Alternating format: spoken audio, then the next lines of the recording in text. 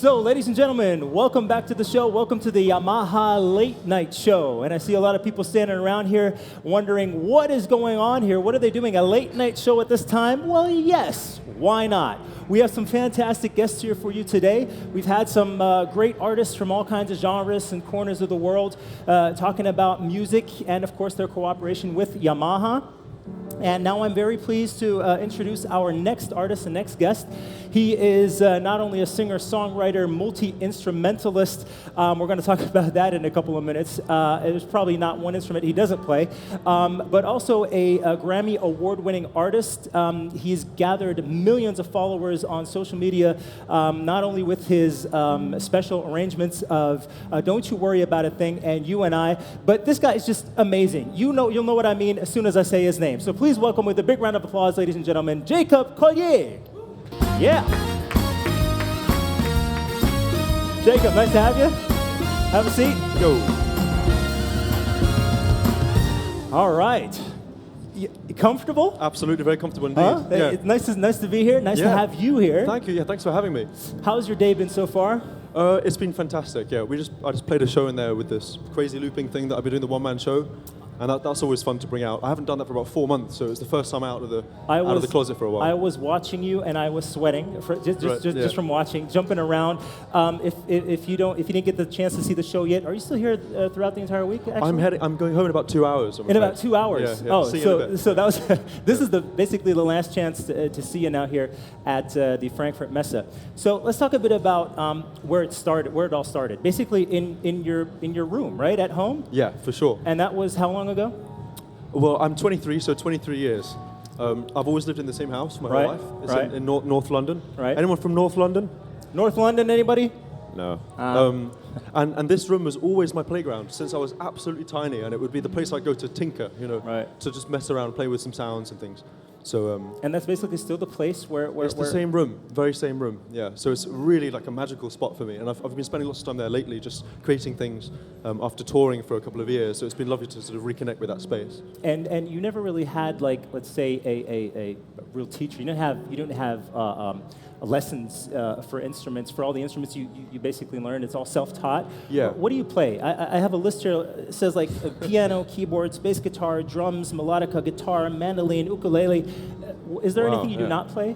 Well, yeah, it's funny because I don't necessarily think of myself as an instrumentalist. I think of myself more as a musician. So I try to think about whatever instrument it is I'm sort of touching as something that I can communicate a gesture with, So, I tend to do a lot with voices, and so the voice covers the woodwind and the brass section, so I don't tend to mess around with those things very much. But as far as anything that makes a sound when you hit it, I like that. Right. And I think what you said is very interesting also. This is a communication tool, right? Yeah. Music? Oh, yeah, for sure. I mean, I grew up in a family of musicians, so for me it was about speaking and understanding the language of music. And I think that the best way to learn any language is rather to sit down and concentrate on it. It's just to go out and speak it, and surround yourself with masters of it. And don't judge yourself about the learning, just go ahead and learn.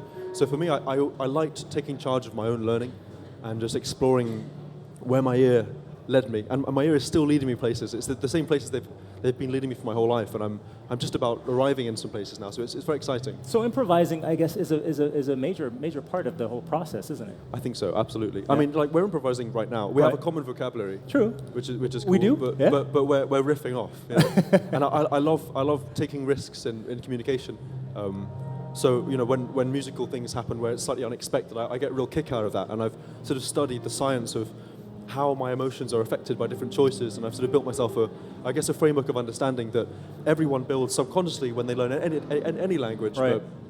But I'm always fascinated about with music how to sort of study that process to enable that process of sort of conscious osmosis. You drink things in and you think why goosebumps and following those goosebumps. Yeah. You say you've been doing this your whole life.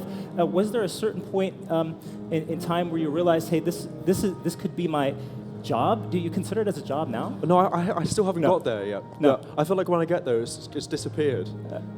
Because for me, it's so much fun, and I learn so much about myself through the process that it never feels like a job that I go and do and then I come. I guess the only thing that feels like jobs is like getting on planes and traveling for a long period of time. But or these interviews. Yeah, right. Interviews like this, but I love the whole aspects, all the different aspects of it. So I think for me, it's more about spreading that thing, the spark that gets me excited.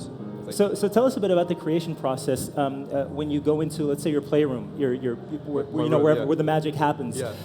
You released an album in 2016 in my room. Yeah, right. Now, how was the process? Did this happen fast, or was it like, this happened over a certain period of time? Like, did it take years to bring this together? Well, I suppose there are two answers to that. The first answer is it took me 21 years. Right. Because it was my whole life of fascination that led me to that point. Right. But I did it in about 3 months. So as in I booked a flight, and so that was a hard deadline. Otherwise, I'm going to go on forever. I booked a flight, and then I made this album, and then I toured it all around the world with the one-man show, which is crazy. It's absolutely crazy. I still can't believe it, but it's really exciting now to go back into that space and create afresh. There's all sorts of new things I'm making right now. It's very exciting. As you can see, millions of people love it. How do you perceive this social media hype and the millions of views your videos get? I think we have a video playing over here. Does this kind of are you excited when you see things like this, or is it like, oh well, it's part of the thing, part of the deal? But I mean, I guess the moment you take it really seriously, it's disappeared. So I mean, the whole thing is quite silly. Right.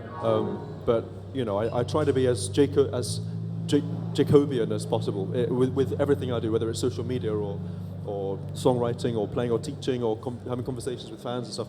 So it's very much me being myself, and I think if I wasn't, it would feel very uncomfortable. It would be like I'm sort of an imposter on my own world or something. So all I can really be is who I am. And so I just sort of follow those urges. Right, naturally. And, I think, with something like social media, it's very powerful that a creative person can have the power to make a career rather than having to have someone invest in them or, having to be validated or recognized by a greater figure. I've just been doing the same thing for 23 years, and I haven't even gotten started yet. So, but that's interesting. He hasn't gotten started yet. But obviously, you do need supporters along the way at some point. And some of your biggest supporters, most famous supporters, Quincy Jones, for example, or Herbie Hancock. Maybe you could tell us about the time you met them. It's crazy. I mean, they're beautiful people because you get to the top of the food chain, as it were. Right. And rather than finding people who are really sort of full of themselves or something, they have a lot to prove. These guys don't have anything to prove, really, I feel, in company. So it's a lovely process of just, drinking in their energy. Like Herbie is such a spontaneous person, and I think it comes from his Buddhism, for example. So he enjoys just being spontaneous with people, and he's still as fascinated about music as he was when he was my age. So we get a mutual kick out of each other, I think. How was that when you had to play for them? I guess you had to play for them at some point. Was that more like I have to prove myself, or it's a funny feeling. I mean, I've never necessarily felt a real need to prove myself because I know what my weaknesses are, and I know what my strengths are. So it's more about connecting with myself, I think. And then when it comes to sharing something with those guys, obviously it's a bit daunting.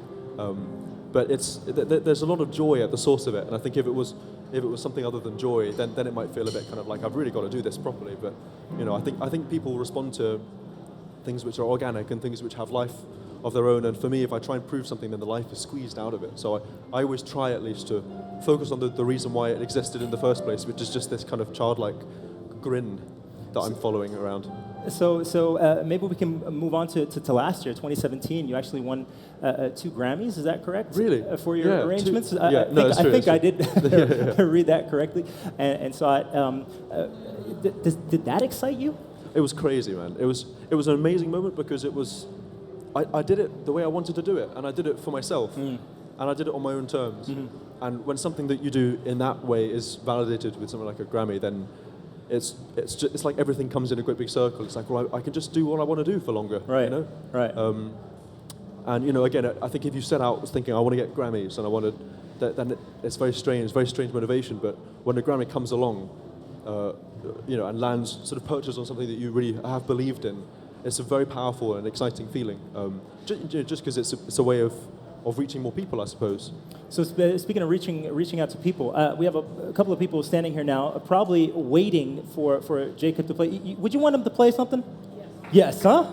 Oh, let's stop the talking and start playing. Jacob, would you mind? Yeah, absolutely. No Yeah? worries. Yeah. All right, let's I'll hear leave it this. live, ladies and gentlemen. Jacob Collier, give it up.